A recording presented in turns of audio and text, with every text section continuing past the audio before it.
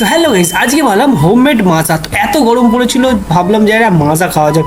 আর মাজাটা দুটো সিপ খেতেই দেখলাম যে পুরো শেষ হয়ে গেছে। তো ভাবলাম যে চলো আজকে ঘরেই বানানো যাক মাজাটা। আর তার জন্য ফার্স্টে নিয়ে চলে আসতে হবে একটা আম, তারপরে ভালো করে জিনিসটাকে কেটে নিতে হবে। আর এরকম একটু এদিক ওদিক স্লাইস করে কাটলেই একদম ক্যাটরিনা ক্যাফ যেরকম অ্যাড দেয় মাজার, ওই রকমই আমটার শেপটাও হয়ে গেছে।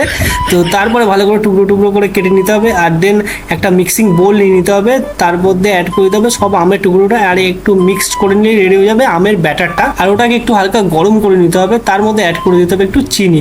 আর চিনিটা ভালো করে মিক্সড আপ হয়ে গেলে অলমোস্ট রেডি হয়ে যাবে আমাদের মাজাটা। আর একটা ছাঁকনি নিয়ে ভালো করে জিনিসটাকে ছেঁকে নিতে হবে। আর তারপরে ওটাকে ভালো করে ছাঁকা হয়ে গেলে ওর মধ্যে অ্যাড করে দিতে হবে একটু জল। আর জল অ্যাড করা হয়ে গেলেই রেডি হয়ে যাবে আমাদের হোমমেড মাজা। তো এবার টেস্ট করে দেখা যাক কেমন হয়েছে। আর টেস্টটা কিন্তু দোকানের মাজার থেকেও বেশি ভালো ছিল। তো গাইস, আজকে ভিডিওটা এতটা, এরকম আরো মিনি ব্লগের জন্য অবশ্যই চ্যানেলটাকে সাবস্ক্রাইব করে দিও।